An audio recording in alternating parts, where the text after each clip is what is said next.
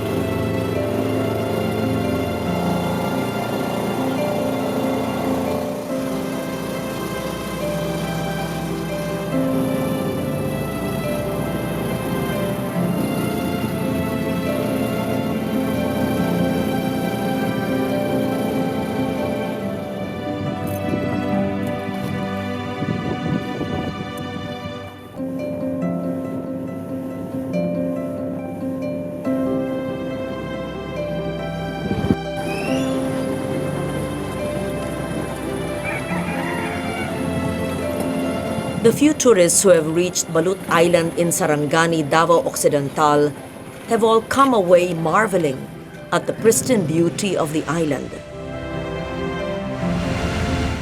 From General Santos City, the boat ride takes 7 to 8 hours. In our continuing exploration of the schools of living traditions, we travel to Balut Island, to a center where aspects of Blaan and Sangir traditions are being preserved. The journey to Sarangani was long, traversing mountain ranges and then the Davao Gulf to get to this little island on the southern tip of Davao Occidental. But here, we found a school where even the simplest of traditional activities was taught with love, with integrity, with the simplest and most honest of visions, by cultural workers motivated by the loftiest of ideals. Balut Island is located at the southern tip of Mindanao. Tayo po yung pinaka-last island ng Pilipinas. Tayo po yung border crossing ng between Indonesia and Pilipinas po.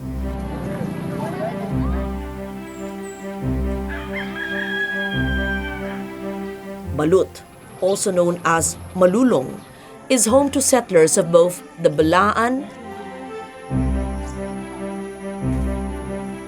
and Sangir people. Ang mga Blaan po ay nasa highland. They are members of the indigenous people.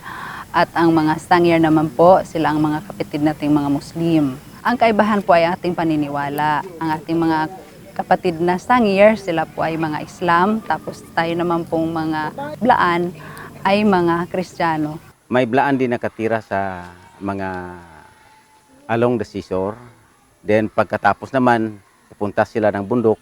So doon sila nag-farm at saka doon sila naghanap buhay.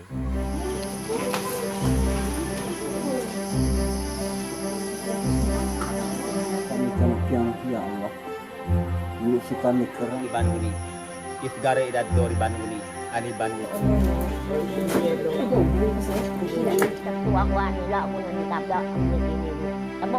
Ang Enhanced School of Living Traditions po ay nag-start last 2016 sa tribo nating Blaan at saka sa Sangir. Iilan na lang po ang nagpa-practice ng ating kultura. Ang ating vision is to preserve the culture and arts na pawala na po. May three form of arts po tayo. Yun ang mga important na arts ng Blaan at Sangir na pawala na po. Ang mga masters po natin ay yung mga matatanda na malapit na rin silang mawala. Sila yung mga experts natin, ginawa nating mga masters. So, iilan na lang po sila. Kaya po binigyan natin ng pansin ang mga kultura na yan, ang mga arts na yan, para hindi po mawala.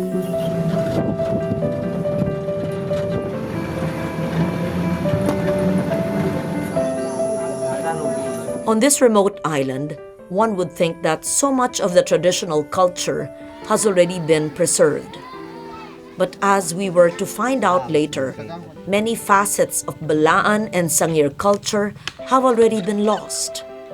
What remains and what must be steadfastly preserved is now in the hands of young teachers and students.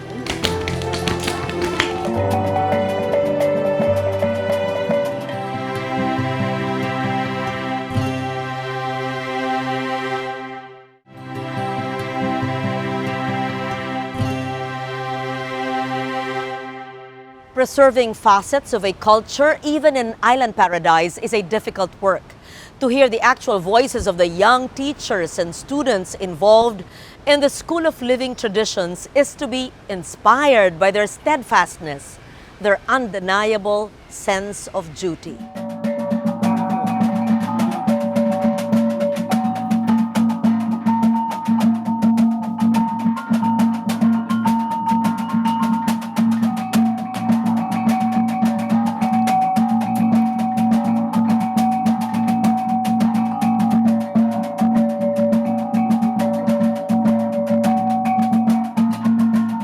Kaya ng ating performing arts, doon ang ating mga traditional musical instrument playing, Sangir at saka Blaan, yun po ang ating mga katutubong sayaw. Lima, pakanowa, tamikirini, ekarebe ni Bao, panat, inahinalay do, panat lay do, pamilang, kare. Pa, lima, nung, pito, wow.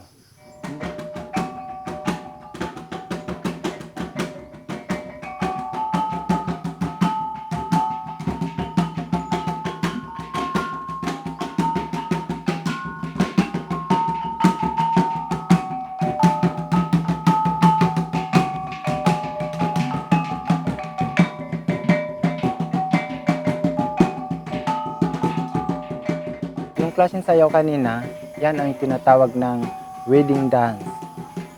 Tinuturo ko sa mga bata dahil balang araw ay tayo ay mamamatay para mayroon naman silang malaman kapag mawala na ako dito sa mundo, sila naman magpapatuloy ang aking kumbaga nalaman ko. Masaya naman kasi alam ko, nalalaman ko yung sayaw nung ninuno namin at natutunan ko kung paano magsayaw. Hindi naman gaano kahirap kung paano mag-practice nung sayaw nila, yung sayaw namin.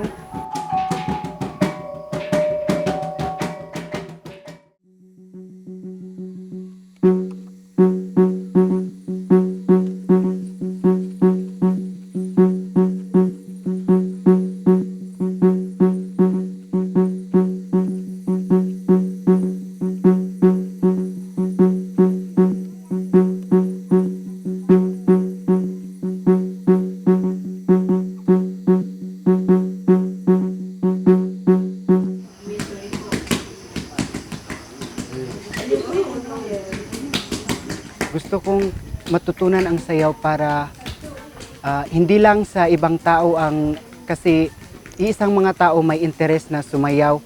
Ako gusto ko talagang sumayaw, lalo na yung aking sayaw ng aming tribo. Gusto ko talagang matutunan yun. Kasi yung practice namin mga 5 days bago yung pag-perform namin sa aming barangay. Okay naman po yung mga bata may mga iba na matigas din ang ulo minsan, pero may iba din na gusto rin yung may interest sila. Kami mismo ni Geraldine yung sasabi na ito may mga bisita daw na paparating, tas kami yung yung parang magli-leader sa kanila, yung ganun yung mag-inform sa kanila na ganito yung gawain.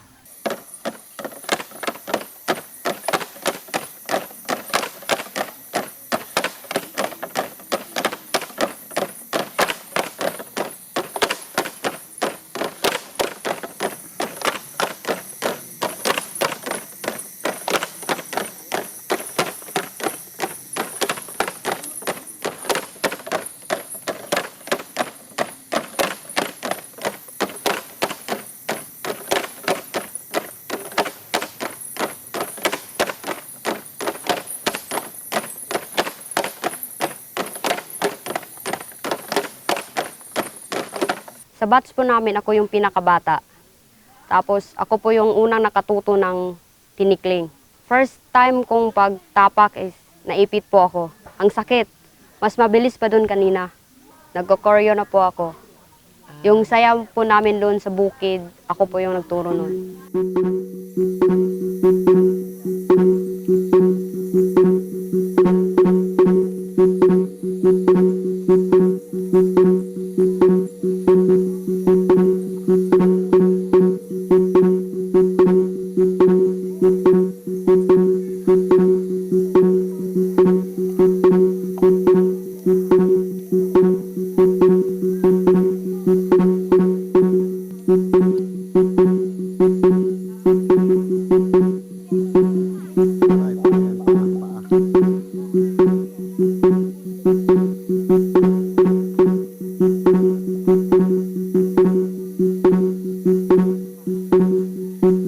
Nagkaroon ako ng interest na matutunan lahat ng nalalaman ng ninuno namin sa aming kultura. Dahil baka sa pamamagitan ko, ma-preserve ko yung yung ginawa nila sa una at naipasa nila sa akin at gusto ko namang ipasa sa iba. Proud na proud ako na maging Blaan kasi gusto ko talagang matutunan lahat-lahat ng yung matanda sa unang panahon. Gusto ko talagang matutunan kung ano din ang kanilang mga nasa kanila. Gusto ko rin yung magawa ko rin yun. Gusto ko magturo ng mga para marunong rin sila, mga kapatid kong sangir na hindi marunong sumayaw, tuturuan, hindi marunong magkulinary, hindi marunong magkulintang, tuturuan ko. Sino man ang willing na maging marunong magkulintang o magkulinary.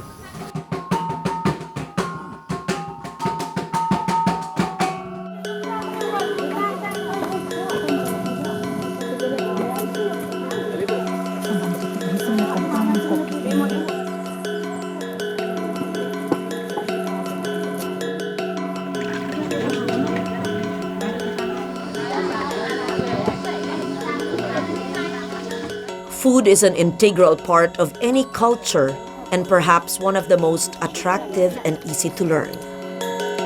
The natural resources of Balut Island make for simple, if interesting, culinary traditions.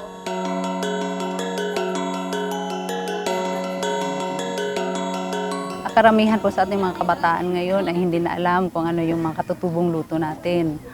Kaya po, yan ang isa sa ating mga form of arts na tinuturo po natin sa ating School of Living Traditions. Ang manok, isa sa mga putahe natin ay ang ginata hanok, pankakunil. Yun po ang ating ginataang manok na nilagyan natin ng yellow ginger.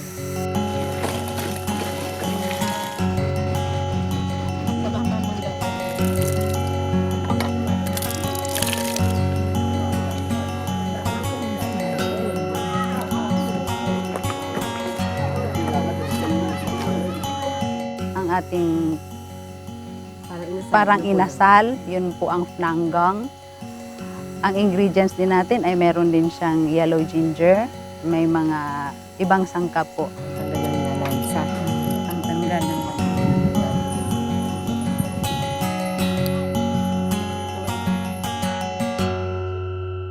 Yung sa rice naman natin ay lahat ng nakatayo, nakatinding na parang mountain, parang bundok, ang tawag po sa kanila nidang.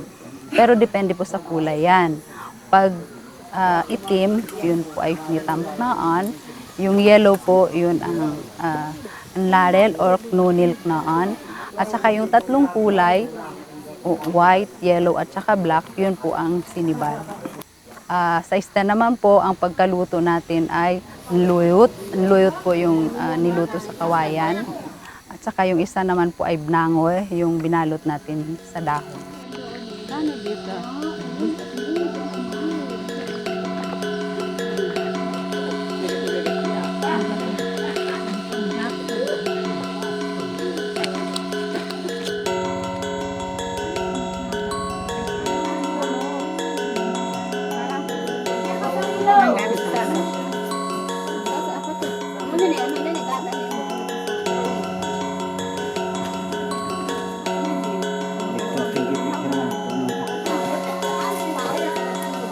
Yung linuto ng sangil po, yung tinadtad, yung bigas, anuin muna, yung ibadbad sa tubig, tapos ipatulo sa yan, tapos pagkatapos din, ibabayo, tapos yun sa, yung tawag dun, sasalain, sasalain. 2 beses yung po, yung mas pino pa dun sa isang, yung first time. Sa pangalawa, yung pino na. Pagkatapos, yun na po, yung asukal, lalagyan ng tubig, ihahalo na sa yung pino na yung bigas kanina. Pagkatapos, yung tinawag na amik, ilagay doon, tapos, yun, kunin yung kalaha, ilulutuin na. Yun, mabilog na siya, mabuo na siya, ng panyalam. Yun, tinawag ng panyalam. Mahimong gapo na si panyalam, ma'am. Amik na. Masipate. Just as important as preserving tradition are the activities that can keep young minds and hands busy, hopefully providing for augmented incomes and sustainable livelihoods. Ang ating mat weaving at ang ating basket tea, pawala na din po sila. Kaya pinapreserve po natin sila. Tinuturuan ko ni nanay, parang gumagawa ganito. Tapos nga parang may maiwan niya kung halimbawa mamamatay siya, may maiwan niya nga gumagawa ganito din yung banig. Yung maliit ganito din. Tapos sumusunod ganitong kalaki. So, kung malaki, malaki-laki na ginagawa ko, ganyan na lang kalaki. Sino na po yung mga tinuruan ninyo? Yung mga kapitbahay namin, yung mag-anak, yung pamangkin ko, yung mga kilala ko. Happy kami gumagawa ng yung masaya rin kami lahat. Kay nakatulong yung SLT sa amin. Tapos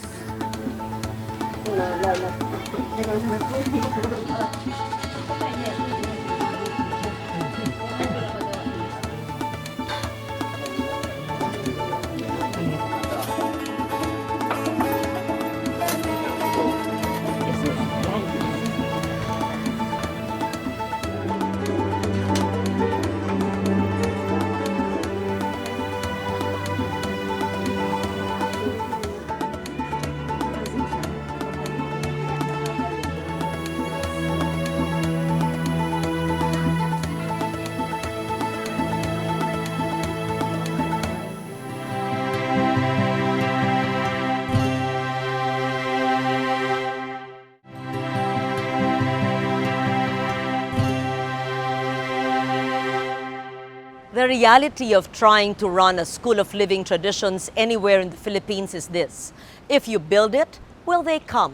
Will young people, perhaps already alienated from their own cultures, still find value in learning and preserving their own traditions? So dini gusanan you've gotta make the jam meeting na meeting. Ikdi gambon, ikdi come on, ikdi mini.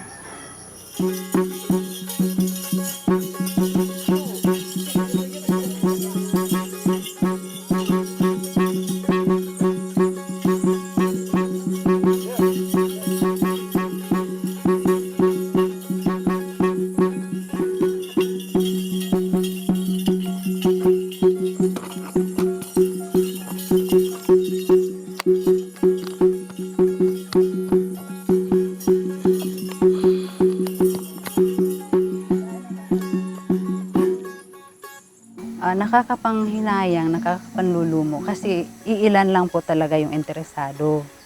Yung interesado, sila yung talagang gustong gumagawa at saka ang sabi nila is naawa sila sa kanilang lola. Kaya ayaw nilang mawala yun. Kaya naging interesado sila. Yun ang isa. Ang iba naman, talagang interesado sila. Or income generating din po nila. Ang talagang dream natin sa SLT is fully transferred ang skills ng mga masters dun sa estudyante. One thing that we have to support the SLT program. Kasi na hinay-hinay na wala naman sa amin. Kaunti na lang mga matatanda ang may alaman ay yung may mga skills na iwan. Kasi yung mga matatanda noon, expert sila eh. At ngayon, parang hindi na marami, maliliit na lang naiwan yung mga tao na may skills. Yun ang gusto namin, ang programa namin, suportahan namin yung SLT. Kasi gusto namin yung mga skills ng mga matanda i-transfer sa mga bagong katutubo. Some of the measures of success are if we are able to really identify a very worthy tradition and make it alive again. Because we get messages from many traditional communities that if not for the way we funded the master, we identified the master and funded his work so that he can impart worthy tradition to the younger people. If not for this kind of school, the traditions would have died out. No?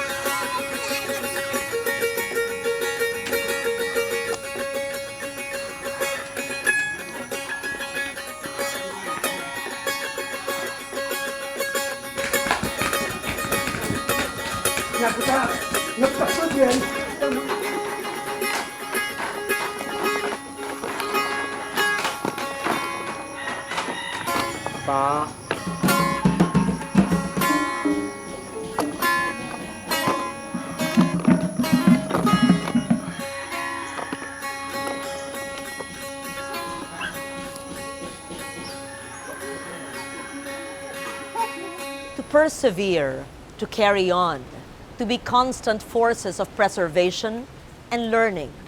Despite the many difficulties of running a school of living traditions, the masters and cultural workers remain, always eager to impart knowledge, always ready to discover more facets of culture. In the world we live in, it may be the more practical choice to concentrate on efforts of developmental activities that are more in keeping with the values of a modern society.